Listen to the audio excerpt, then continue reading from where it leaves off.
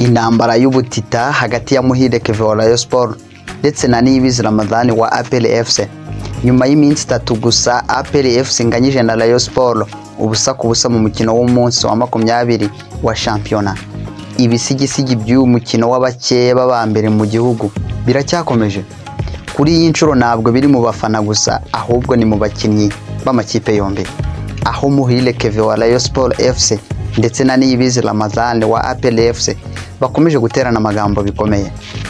Nyuma y'umunsi umwe kapiteni wa Rayon Sport FC Muhire Kevin ahaye ubutumwa Niyibizi Ramadhan wa APR FC amusaba kwirebaho aho guta umwanya asusugura Rayon Sport.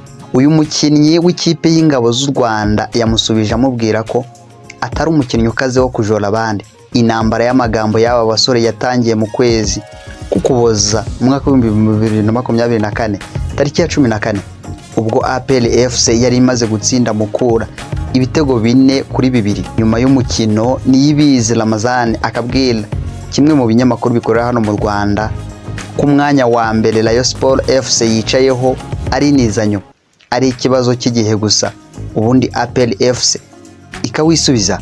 Tariki ya 6 Werurwe mwaka wa 2025 ubwo APR FC yiteguraga umukino wa shampiyona umunsi wa 20 na Rayon Sport FC, Niyibizi Ramadhan yongeye gutangaza ko kudatsinda Rayon Sport cyaba ari igisebo n'igihombo kuko bayirusha muri byose kandi bazayitsinda bagahita bafata umwanya wa mbere. Kuwa 6 tariki ya 8 Werurwe mwaka wa 2025 habura umunsi umwe ngo iyi derby ikinwe, kapiteni wa Rayon Sport FC Muhire Kevin nawe yamuhaye ubutumwa bugufi amubwira ko ibyo ari nk'inzozi bitazabaho ko batabatsinda kandi ko bidashoboka. Anatangazwa no kumva bamaze gutsinda umukino bakiyicaza ku mwanya wa mbere.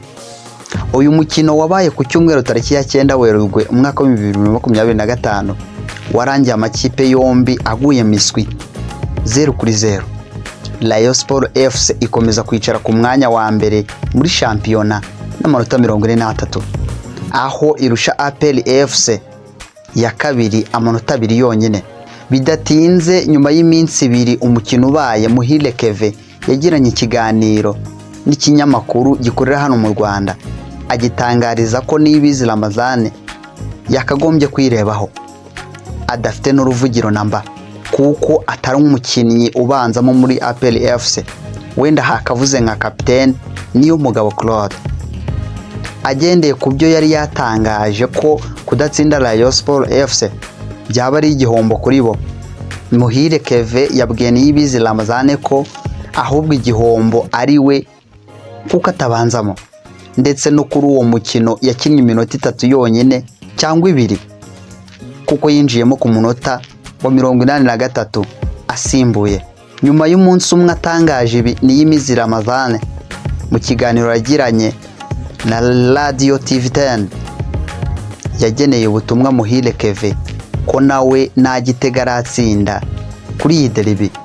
Yagize ati kuvuga ko uri umukinnyi ukomeye utaratsinda igitego muri derby ntabwo bivuze ko ukomeye.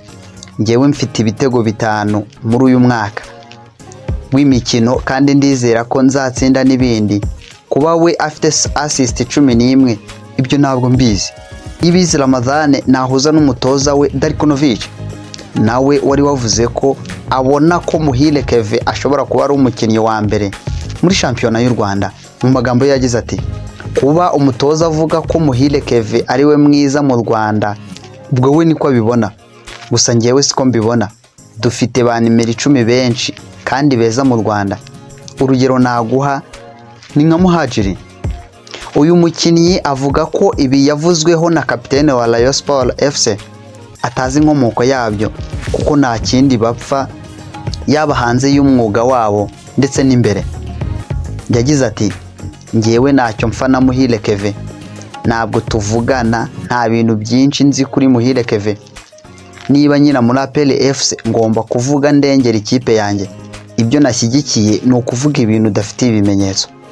Aba basore bahanganye nk'uko amakipe yabo akomeje guhanganira igikombe cya shampiyona mwaka wa 2025 aho ubu akurikirana ku rutonde rw'agateganyo ndetse akaba arushanwa amanota atanuzuye ay'ikipe imwe ishobora kubona mu mukino umwe gusa.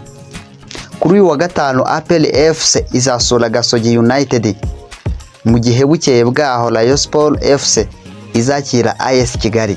Nyuma y'uyu munsi wa 21 wa shampiyona, abakinnyi bazahita bajya mu kipe y'igihugu Amavubi mu mwiherero wo kwitegura imikino yo gushaka itike y'igikombe cy'isi cya 26. Documentaire Rwanda Event TV.